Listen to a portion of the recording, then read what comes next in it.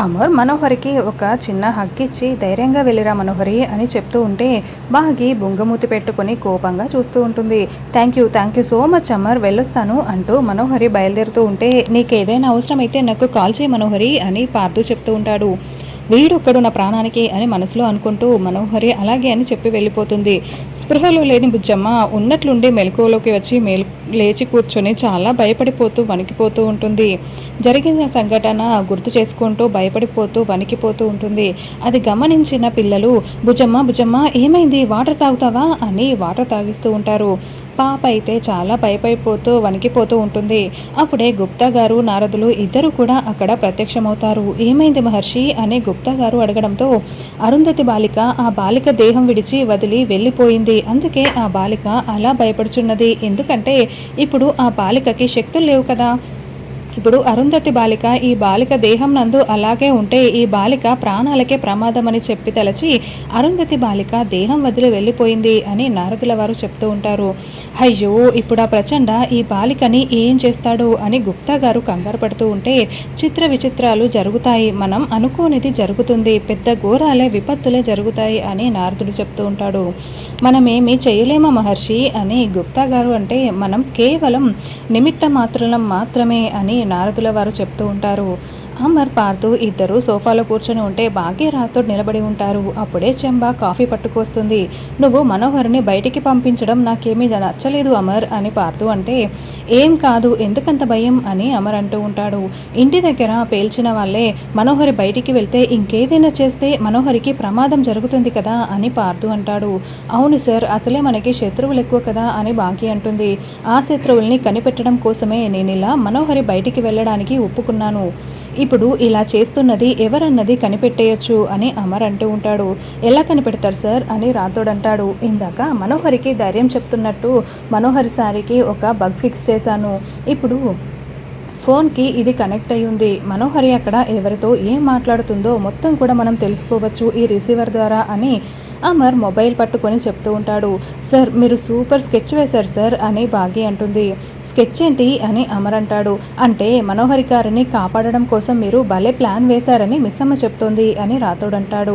అవును అమర్, నీ ప్లాన్కి hats off Amar అని పార్థు చెప్తూ ఉంటే ఇదంతా వింటున్న చెంబా ఈరోజు మనోహరి పని అయిపోయినట్లే అని అనుకుంటూ పరుగులు పెడుతూ గదిలోకి వెళ్ళి తన ఫోన్ తీసుకొని మనోహరికి ఫోన్ చేస్తూ ఉంటుంది. అయితే మనోహరి ఫోన్ గదిలోనే ఉండి రింగ్ అవుతూ ఉంటుంది. ఏంటి మనోహరి, ఫోన్ ఇంట్లోనే మర్చిపోయి వెళ్ళావా? ఇప్పుడు పట్టుకు వెళ్తూ ఉంటావు కదా, అసలు ఈరోజు నీ టైం అస్సలే బాగోలేనట్టుంది అని చెంబా అనుకుంటూ ఒక పని చేస్తాను, ప్రచండకి ఫోన్ చేస్తాను అని ఫోన్ చేస్తూ ఉంటుంది.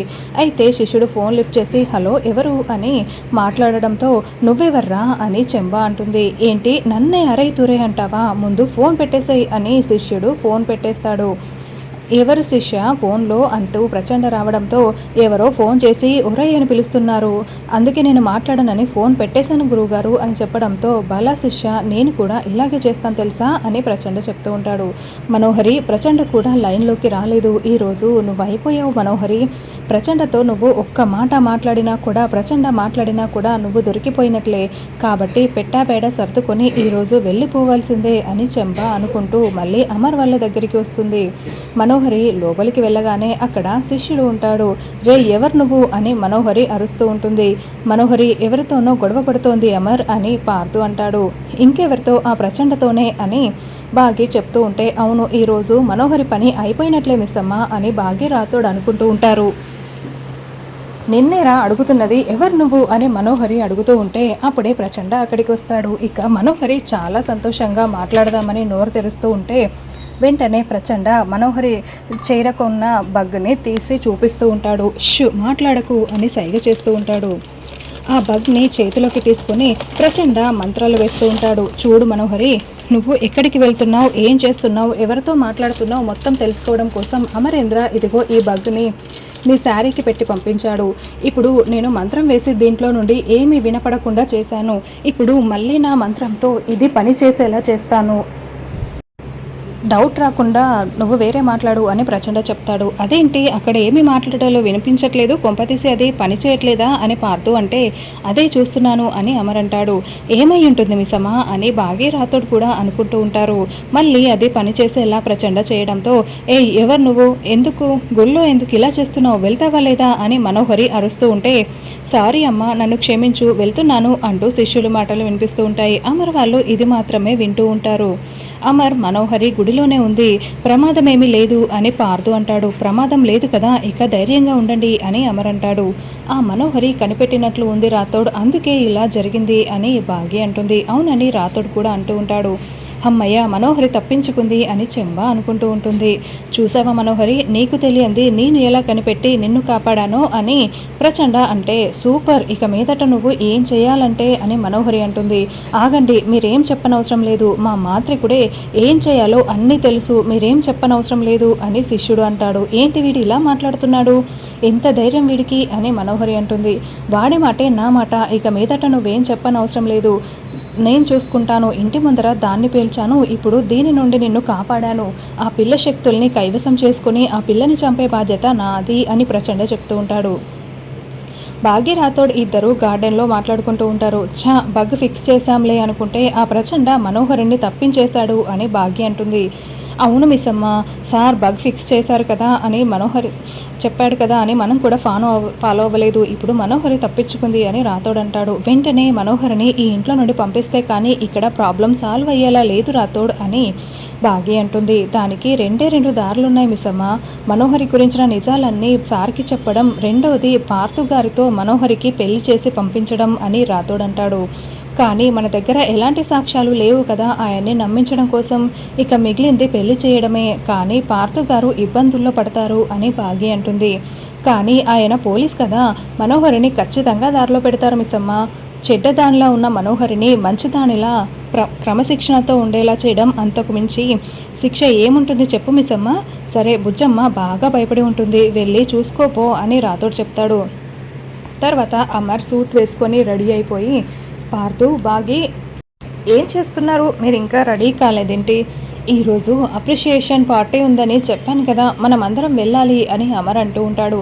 కానీ బయటికి వెళ్తే థ్రెట్ ఉందని చెప్పావు కదా అమర్ అని పార్థు అంటే, అవును సార్ అందుకే వద్దు, మనం ఎవరం వెళ్ళనవసరం లేదు అని బాగి అంటుంది.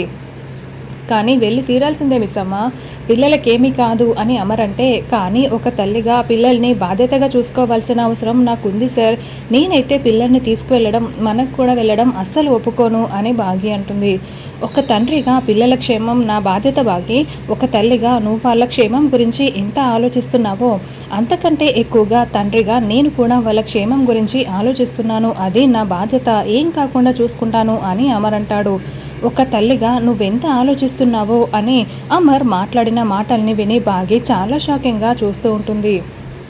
ఏంటి అలా చూస్తున్నావు, నేను నిన్ను తల్లి అని చెప్పానన్నా, నువ్వు బుజ్జమ్మ తల్లివే కదా అని అమర్ అనడంతో మనోహరి నోరు తెరుచుకొని వింటూ ఉంటుంది. నువ్వు బుజ్జమ్మ తల్లివి, నా భార్యవి కదా అని అమర్ అనగానే మనోహరి నోరు తెరుచుకొని చాలా షాకింగ్గా వింటూ ఉంటే, మీకు గతం గుర్తుకొచ్చిందా అని బాగా షాకింగ్గా అడుగుతూ ఉంటుంది. ఎప్పుడో గుర్తుకొచ్చింది మిస్సమ్మ, కానీ శత్రువులు ఎవరో తెలియకుండా నీకు నిజం చెప్పడం మంచిది కాదని సార్ చెప్పలేదు అని రాథోడ్ నవ్వుతూ సంతోషంగా చెప్తూ ఉంటాడు. ఇప్పుడు మన శత్రువు ఎవరో తెలిసిపోయింది బాగి, అందుకే నిజం బయట పెట్టాను అని అమర్ చెప్పడంతో మనోహరి వణికిపోతూ ఉంటుంది. ఆ శత్రువు ఎవరమర్ అని పార్థు అనడంతో రణవీర్ వైఫ్ అని అమర్ చెప్తాడు. ఆరు చావు మొదలుకొని ఈ ఇంట్లో జరుగుతున్న ప్రతి దానికి కూడా రణవీర్ వైఫే కారణం, తనెవరో త్వరలోనే కనిపెట్టి తనకి చెక్ పెడతాను అని అమర్ చెప్తూ ఉంటాడు. నీకు బ్యాడ్ టైం స్టార్ట్ అయిపోయింది మనోహరి అని చెంబ అంటుంది. మరి నీకు అన్ని విషయాలు గతం గుర్తుకు వచ్చినప్పుడు నీకు యాక్సిడెంట్ చేసింది కొడైకెనాల్లో ఏం జరిగింది అన్నది కూడా గుర్తుకు వచ్చి ఉండాలి కదా అమర్ అని పార్థు అడుగుతూ ఉంటే, ఆ ఒక్క విషయమే గుర్తుకు రాలేదు, అది కూడా గుర్తుకు రావాలి, వాళ్ళ కథకి ముగింపు పలుకుతాను అని అమర్ అంటూ ఉంటాడు. త్వరలోనే వాళ్ళకి శిక్ష పడాలని నేను కోరుకుంటున్నాను సార్ అని రాథోడ్ మనోహరి వైపు చూస్తూ చెప్తూ ఉంటే, త్వరలోనే అది జరుగుతుంది, పిల్లలెక్కడా, పిల్లలు రండి వెళ్దాం అని అమర్ కేకలు పెడుతూ ఉంటాడు. అరుంధతి రా అని అమర్ పిలవడంతో ఆరు పాప కిందికి వచ్చి అమర్ వైపు తదేకంగా చూస్తూ ఉంటుంది. ఏంటి బుజ్జమ్మ, నేను నిన్ను అరుంధతి అని పిలిచానని ఆలోచిస్తున్నావా? నువ్వు నా కూతురివి, నేను మీ నాన్నని అన్న నిజం నాకు ఎప్పుడూ తెలిసిపోయింది. అందుకే నేను ఇప్పుడు అలా పిలిచాను. నీకు ఆ పేరు పెట్టింది నేనే అని అమర్ చెప్తూ ఉంటాడు. దాంతో బుజ్జమ్మ మనస్ఫూర్తిగా డాడీ అంటూ పిలిచి అమర్ని హక్ చేసుకొని ముద్దు పెడితే అమర్ కూడా ముద్దు పెడుతూ ఉంటాడు. భాగి అయితే ఆనంద బాష్పాల్ని కారుస్తూ సంతోషపడుతూ ఉంటుంది.